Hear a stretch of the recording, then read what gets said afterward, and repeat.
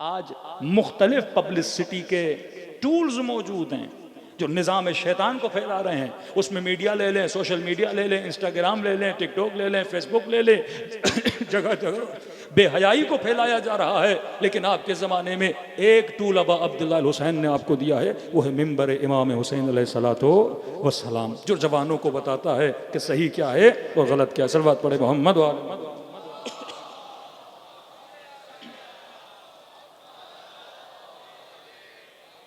तो पहली चीज़ लनुरिय मालिम दीनिक, ज़ियारत जामिया गरीब में पढ़ते हैं कि मुवालातिकुम अल्लामनल्लाहु मालिम दीनिना, ऐ अहले बैत रसूल, ये ज़ियारतें आपके लिए हैं। अल्लामनल्लाह, अल्लाह ने हमें सिखाया, बेमुवालातिकुम, आपकी विलायत के ज़रिए से कि मालिम दीन क्या है। विलायत अहले बैत हमें बताती है कि दीन शनासी क्या है। इस लफ्ज़ कुबह को समझें, कुबह गुनाह। कई चीजें 50 साल पहले बुरी थी, आज बुरी नहीं है। आज बुरी क्यों नहीं लगती? क्योंकि आहिस्ता आहिस्ता उस गुनाह का कभी जो होना था वो खत्म होता गया। आप देखते हैं कि वालदा बड़े हिजाब में, बेटी का हिजाब नहीं है, क्योंकि वालदा जिस जनरेशन से ताल्लुक रखती है उस जनरेशन में हिजाब की बड़ी वैल्यू थी। बेटी क्योंकि 20s में पैदा हुई है, इस जनरेशन में क्योंकि हिजाब की वैल्यू नहीं है, उस स्कूल में इस चीज़ की वैल्यू को बताया नहीं जाता, टीवी और मीडिया पे इस चीज़ को आम कर दिया गया, लिहाजा ये बेहिजाब है। तो जनरेशन टू जनरेशन इंसान की तरबियत पे इफेक्ट डालती है। 20 साल पहले, 40 साल पहले जो चीज़ बुरी थी आज बुरी नहीं लगती। मैं अक्सर मजालिस से मिसाल दे चुका हूँ कि आज से 40 साल पहले अगर कोई बंदा फटी हुई पैंट पहनता तो लोग कहते हैं यहाँ फ़कीर है, यहाँ सीने के लिए इसके पास, बेचारे के पास पैसे नहीं है। हाँ? अगर पहन के रोड पे निकलता तो 4 लोग उसको चवन्नियाँ अठन्नियाँ देते कि जनाब अच्छे कपड़े जाके ले लो। लेकिन आज अमीर होगा, मालदार होगा, फटी हुई जींसें, फटे हुए कपड़े पहनेगा, माशरे में कोई उस पर एतराज नहीं करेगा, क्योंकि पहले कभी था, अभी हसन बन चुका। पहले बुरा था, अब इस बुराई को क्या बना दिया गया? अच्छा बना दिया गया। ये फैशन डिजाइनिंग के जरिए से, ये कपड़े मार्केट में ऐसे लाके माशरे में किसको फैला। अब किसकी जिम्मेदारी है?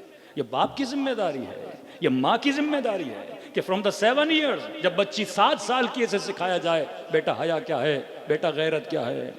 दुनिया के कई ममालिक को घूमने के बाद जो सबसे सख्त तरीन चीज एक खतीब को तबलीग के अंदर लगी वो ये थी कि हम लोगों को नमाजी बना सकते हैं, शराब छुड़वा सकते हैं, कई चीज़ें हदीसें बता बता के इनकी घुट्टी में डाली जा सकती हैं, और ये शराब को छोड़ के फरशाजा के ज़रिए से नेक बन सकते हैं, नमाजी बन सकते हैं, नमाज शब पढ़ने वाले बन सकते हैं। सबसे मुश्किल तरीन चीज़ किसी इंसान की फितरत से जो निकल गई है दोबारा उसे डालना, वो हया है।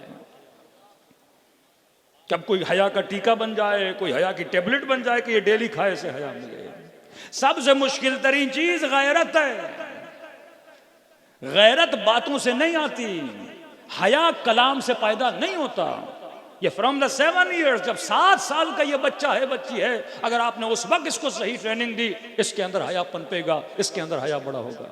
क्योंकि हया बाय टाइम डेवलप होता है, ये नहीं होता कि लफ्जों के जरिए से इंसान के अंदर हया आ जाए। तो मासूम फरमाते हैं, मैं मबूस किया, मैं इसलिए निकल रहा हूँ, लनुरिय मालिम मिन दीन। दूसरी चीज, वनुज़हिरल इस्लाह फी बिलादिक, बिलाद मुस्लिमीन से इस्लाह खत्म हो चुकी है, लोगों का वो जज्बा खत्म हो चुका है। अगर कोई गुनाह कर रहा है उसे बताएं कि गुनाह कर रहे हो।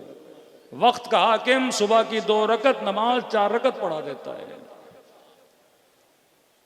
लोग एतराज करते हैं, जनाब आपने 2 को 4 कर दिया। कहते हैं आपको तो खुश होना चाहिए, मैंने कम नहीं किया है, मैंने तुम्हें ज्यादा पढ़ा है, तुम्हें सवाब ज्यादा होगा। कि मुआशरे में इस्लाह की बजाय कि लोगों के अंदर ये जुर्रत खत्म हो जाए। तीसरी चीज, वयअमल मज़लूमून मिन इबादिक, मजलूम परवरी खत्म हो गए। मौला फरमाते मैं इसलिए निकला हूं ताकि मजलूमों की मदद की जाए।